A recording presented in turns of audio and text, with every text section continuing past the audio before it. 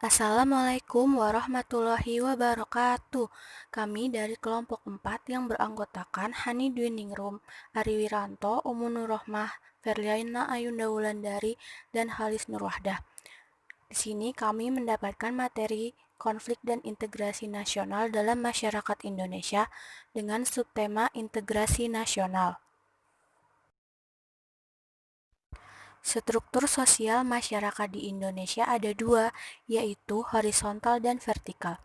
Secara horizontal, menurut Nasikun, ditandai oleh kenyataan adanya kesatuan-kesatuan sosial berdasarkan perbedaan suku bangsa, agama, adat, serta perbedaan kedaerahan.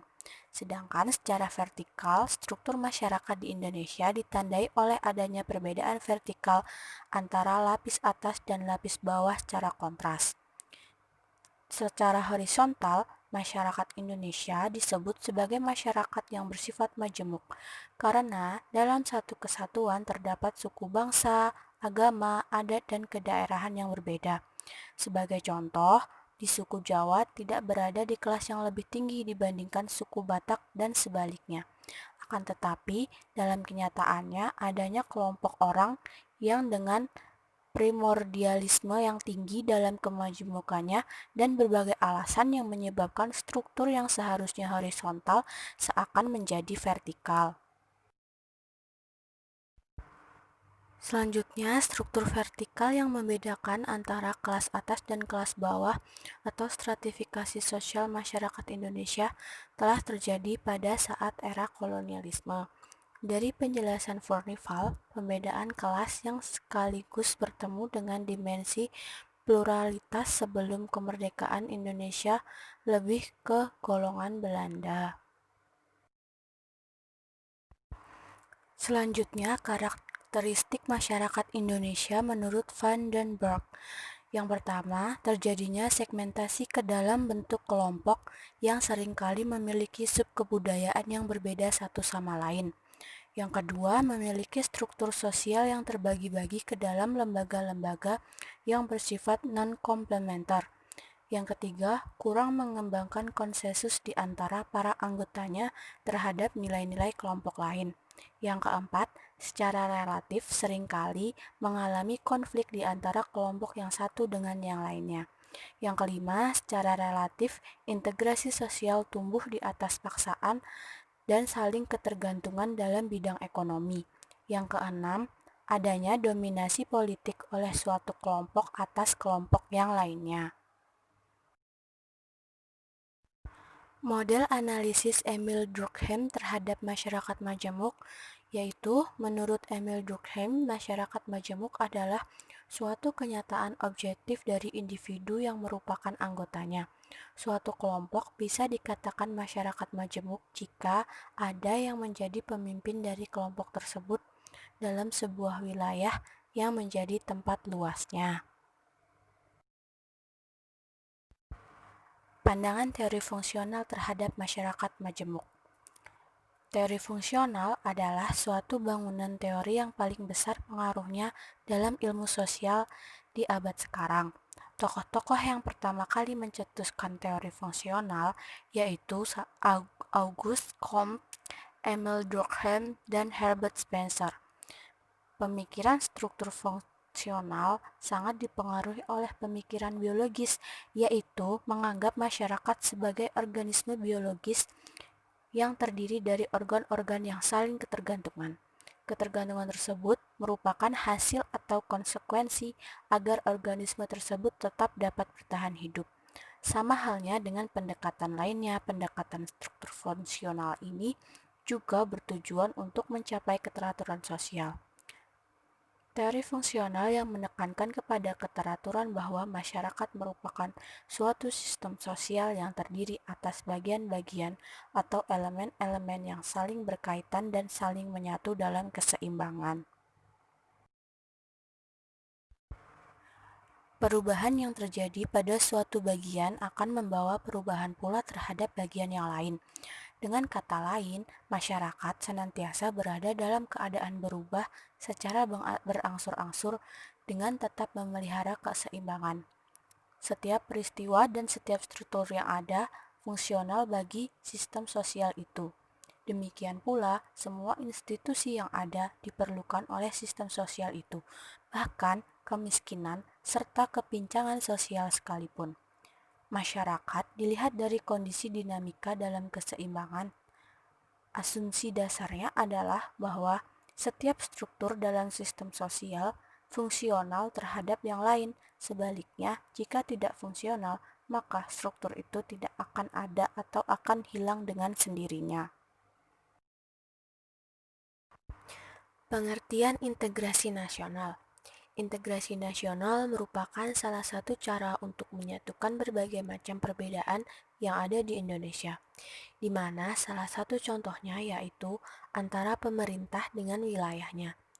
Integrasi itu sendiri dapat dikatakan sebagai suatu langkah yang baik untuk menyatukan sesuatu yang semula terpisah menjadi keutuhan yang baik bagi bangsa Indonesia. Misalnya, menyatukan berbagai macam suku dan budaya yang ada, serta menyatukan berbagai macam agama di Indonesia. Beberapa ahli yang menganalisis tentang integrasi nasional, yang pertama yaitu Howard Wiggins dalam Muhaimin dan Colin McAndrew, menyebutkan dalam pendekatan atau cara bagaimana para pemimpin politik mengembangkan integrasi bangsa. Kelima pendekatan yang dapat kita sebut sebagai faktor yang menentukan tingkat integrasi suatu negara, yaitu yang pertama, adanya ancaman dari luar. Adanya ancaman dari luar ini dapat menciptakan integrasi masyarakat karena masyarakat akan bersatu meskipun berbeda suku, agama, dan ras. Mereka akan bersatu ketika menghadapi musuh. Misalnya, ketika penjajah Belanda ingin kembali ke Indonesia, masyarakat Indonesia akan bersatu untuk melawan. Yang kedua, gaya politik kepemimpinan. Gaya politik kepemimpinan yang dapat menyatukan atau mengintegrasikan masyarakat, yaitu pemimpin yang karismatik, dicintai rakyatnya, dan memiliki jasa-jasa besar. Yang ketiga, kekuatan lembaga-lembaga politik. Kekuatan lembaga politik misalnya birokrasi, dapat menjadi sarana pemersatu masyarakat. Birokrasi yang satu dan padu dapat menciptakan sistem pelayanan yang sama, baik dan diterima oleh masyarakat yang beragam. Yang selanjutnya adalah ideologi nasional. Ideologi nasional ini merupakan panduan bagaimana cara menuju visi atau tujuan. Jika suatu masyarakat meskipun berbeda-beda tetapi menerima satu ideologi yang sama, maka memungkinkan masyarakat tersebut bersatu. Yang terakhir adalah kesempatan pembangunan ekonomi. Selanjutnya, yang kedua, menurut Myron Weinarada, ada 5 jenis definisi integrasi nasional. Yang pertama, integrasi nasional dapat diartikan sebagai proses penyatuan kelompok-kelompok yang berbeda secara sosial dan kultural ke dalam satu kesatuan teritorial tunggal dengan satu identitas nasional. Syarat-syarat terjadinya integrasi sosial. Yang pertama, anggota masyarakat telah mampu memenuhi kebutuhan satu dengan lainnya.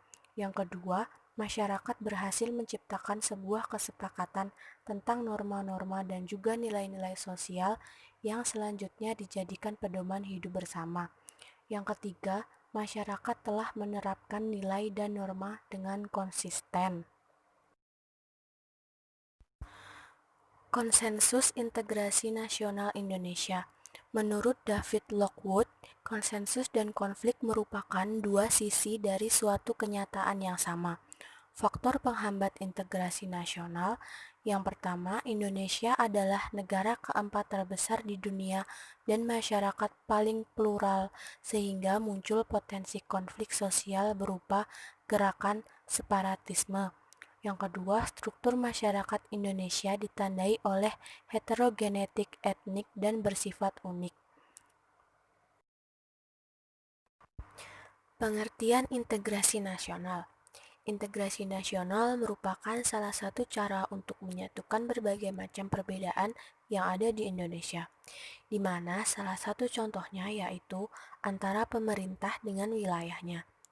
Integrasi itu sendiri dapat dikatakan sebagai suatu langkah yang baik untuk menyatukan sesuatu yang semula terpisah menjadi keutuhan yang baik bagi bangsa Indonesia. Misalnya, menyatukan berbagai macam suku dan budaya yang ada, serta menyatukan berbagai macam agama di Indonesia.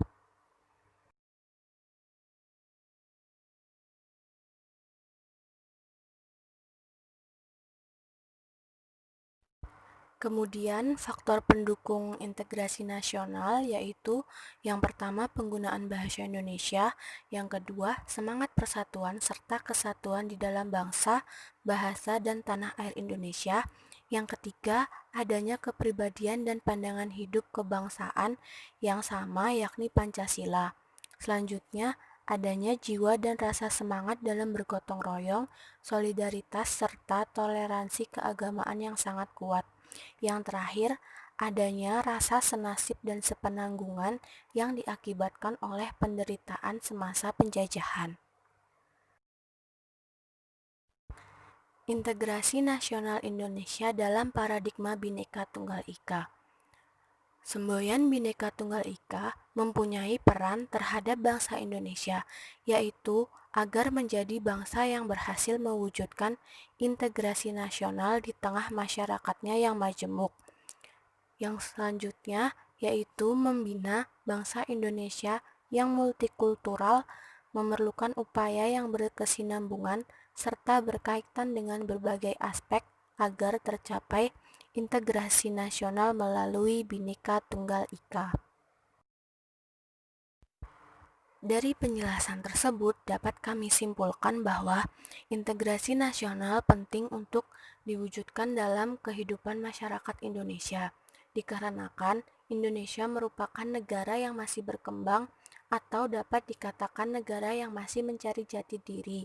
Selain itu, integrasi nasional sangat penting untuk diwujudkan karena integrasi nasional merupakan suatu cara yang dapat menyatukan berbagai macam perbedaan yang ada di Indonesia.